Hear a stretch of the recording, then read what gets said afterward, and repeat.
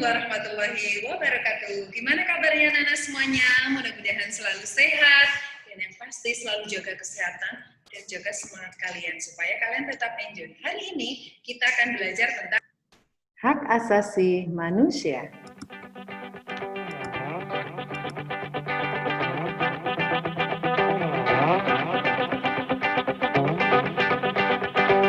Apa hak asasi manusia itu?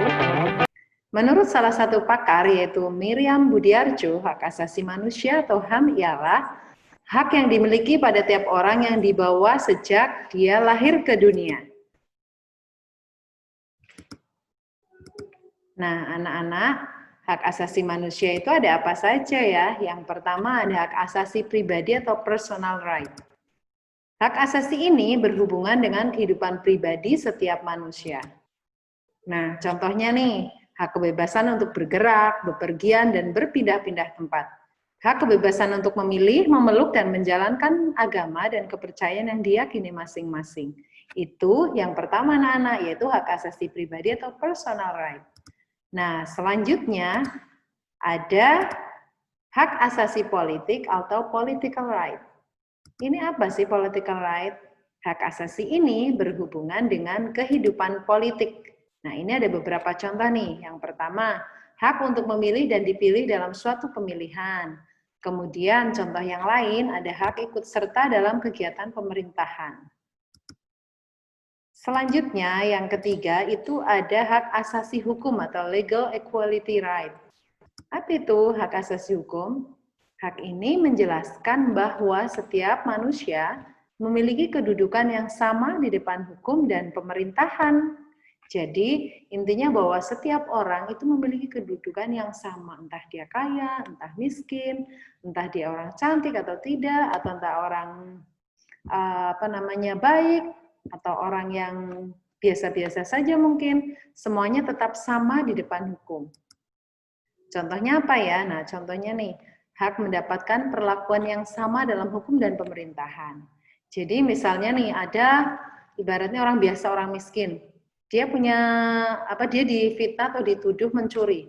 Nah, padahal dia tidak mencuri. Nah, nanti dalam proses hukumnya tetap akan diberlakukan sama. Nanti akan ada pembuktian. Atau misalnya ada orang yang mencuri, tapi karena dia kaya, terus kemudian apakah dia diperlakukan yang berbeda? Tentu saja tidak. Artinya bahwa perlakuan ini sama untuk semua orang. Terus yang kedua ini juga penting nih, hak mendapatkan layanan dan perlindungan hukum. Nah, ini anak-anak yang perlu kita pahami bersama. Bahwa itu intinya tadi itu bahwa setiap orang mendapat perlakuan yang sama dalam hal hukum.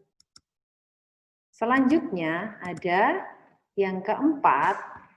Nah, ini apa ya yang keempat? Yang keempat ada hak asasi ekonomi atau property right. Hal ini berhubungan dengan kegiatan manusia dalam perekonomian. Ini ada beberapa contoh anak-anak, ada hak kebebasan melakukan kegiatan jual beli. Jadi orang ibaratnya mau berjualan apapun selama itu jualan yang baik itu diperbolehkan. Dia mau membeli apapun boleh. Itu adalah hak yang setiap orang boleh melakukan itu. Kemudian hak memiliki dan mendapatkan pekerjaan yang layak. Nah, setiap orang itu berhak misalnya melamar pekerjaan untuk pekerjaan yang baik, untuk mendapatkan pekerjaan yang sesuai, yang mungkin mendapatkan gaji yang sesuai, mendapatkan lingkungan yang baik. Nah, ini semua orang memiliki hak itu. Selanjutnya ada hak asasi peradilan atau procedural right. Apa sih ini procedural right? Procedural right atau hak asasi peradilan, hak ini menunjukkan bahwa setiap manusia diperlakukan sama dalam tata cara peradilan. Langsung kita lihat contohnya ini.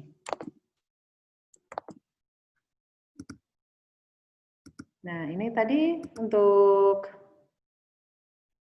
ini hak asasi peradilan nih, hak mendapatkan pembelaan hukum di pengadilan. Jadi setiap orang itu berhak untuk mendapatkan, misalnya dia sedang punya masalah hukum, boleh dia akan didampingi pengacara, untuk dibela oleh pengacara. Kemudian hak persamaan atas perlakuan penggeledahan, penangkapan, penahanan, dan penyelidikan di muka hukum. Kemudian hak memperoleh kepastian hukum. Ini semua orang ini memiliki hak ini. Kemudian yang selanjutnya yaitu hak asasi sosial budaya atau social culture right. Ini berhubungan dengan apa ya? Ya, ini berhubungan dengan kehidupan bermasyarakat. Ini langsung kita lihat contohnya ya. Ada hak menentukan, memilih, dan mendapatkan pendidikan. Hak mendapatkan pengajaran. Kemudian ada hak untuk mengembangkan budaya yang sesuai dengan bakat dan minat. Nah, ini penting banget ya anak-anak. Kita itu semua orang misalnya berhak untuk sekolah. Kemudian berhak untuk misalnya kita mau sekolah di mana, mau belajar di mana.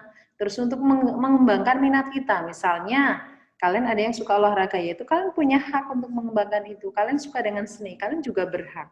Ini semua orang berhak untuk ini. Nah, itu anak-anak tadi itu ada beberapa hak yang sudah Misa contohkan. Sampai jumpa lagi, mudah-mudahan bermanfaat. Terima kasih. Wassalamualaikum warahmatullahi wabarakatuh.